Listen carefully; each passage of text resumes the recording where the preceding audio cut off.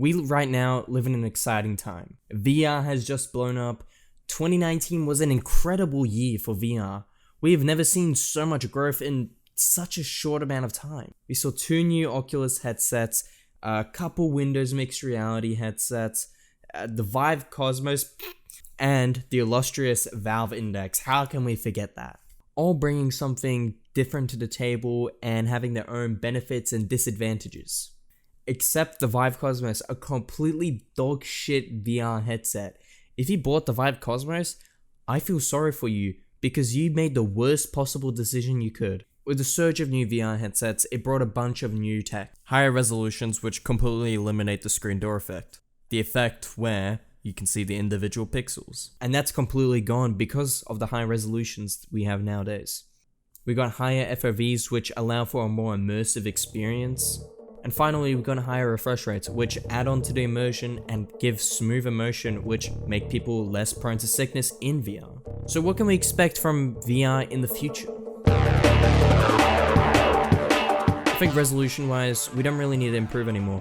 We've gotten to the point where we don't really need higher resolution than we already have.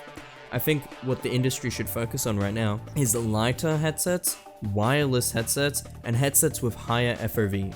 The future of VR is extremely exciting, and it's like every week we're learning something new that a Chinese company is developing.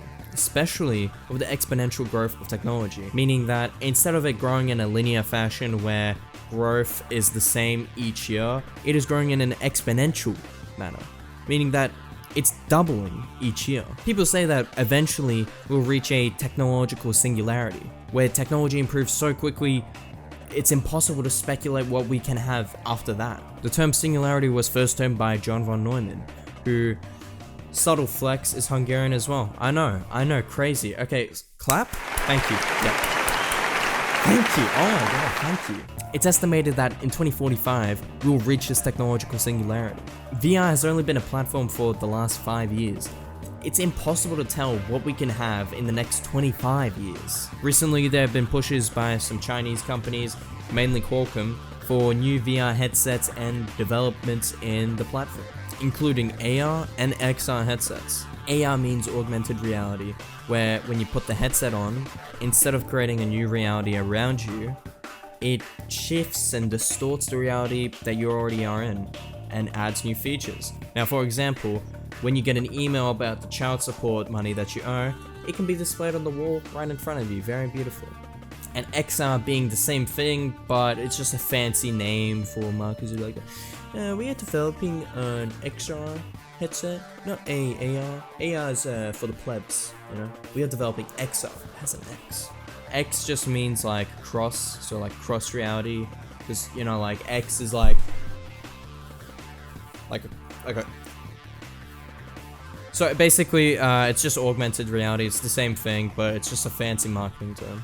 Personally, honestly, from the bottom of me little heart, I don't really see normal people putting on these augmented reality headsets to see a text message what their mom is cooking them for dinner that night. What? I'm getting lasagna tonight? PogChamp! Now, with the upcoming technologies, I see eye tracking and full body tracking becoming a big part of VR soon, and possibly, maybe, consumer omnidirectional treadmills. If you don't know what that is, it's basically a treadmill that, when you run, it translates the movement that you input into the game, instead of having to use a joystick to move in the game. We kind of already have these treadmills, but they're like $1 billion, except, hold on, except a new company called Cat VR, who is aiming to create this consumer-ready omnidirectional treadmill for only 700 American shekels. Quite a bit of shekels, I understand. I wouldn't pay for it either. But, you know, if you're hardcore into VR, it's a massive game changer, and it's just a step closer to that Ready Player One, you know, fantasy. What does the future of VR look like? I don't know, but there are some cool things that we might get. And again, I think we just need lighter or wireless and higher FOV headsets with some eye tracking and full body tracking, and I think that's in the realm of reason for the next 4 to 5 years. I totally ignored neural interfaces in this video because it's still so far into the realm of speculation and science fiction that it's really hard to comment about it then, oh yeah, you plug your brain into the game and then you play the game. Like, wow, okay. Like, how does it work? Apparently Valve is looking into neural interfaces, but who knows until we even get the first development kit of a neural interface. To sum it up, I have no idea what I'm talking about. This is all speculation. Life is meaningless. We are just apes.